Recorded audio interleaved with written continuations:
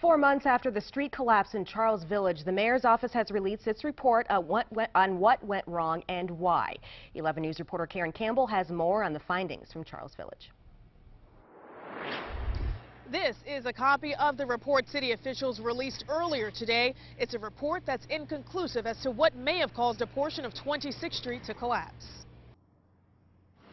At this end, next to St. Paul Street, there was a larger opening there, so that it was only a matter of time. Christian Wilson lives 1 block away from where a portion of 26th Street collapsed back in April.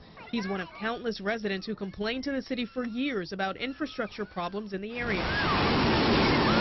It's pretty obvious that something like that could have happened since there were a lot of complaints about it, and I think the street was pretty obviously sinking far beforehand. On Sunday, Mayor Stephanie Rawlings Blake and city officials released the findings of an investigation into the cause, but the report is inconclusive.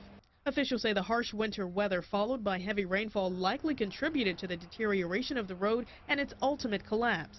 The report also states there were only visual inspections done by the Department of Transportation and CSX, and that there was never an engineering survey done to the wall or sidewalk. Transportation Director William Johnson says more could have been done. We never really took the extra step that we needed to take to figure out what was causing the repeated loss of subbase underneath the roadway. Also in the report, city and CSX workers who did visual inspections were not licensed professional structural or geotechnical engineers. These inspectors are trained to look at damage on sidewalks or potholes or the need for resurfacing, those types of things. One of those areas of improvement is correcting that process. So we know if you have enough those red flags that are going off in a particular area, we have to follow up with more than an inspector.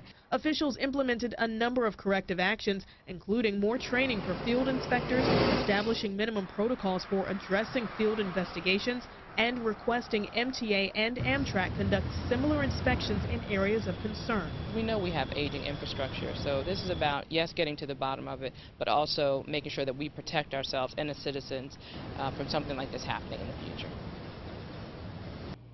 As far as when the street will be repaired, I am told that the 1st or 2nd week of September, residents here can see a temporary wall go up.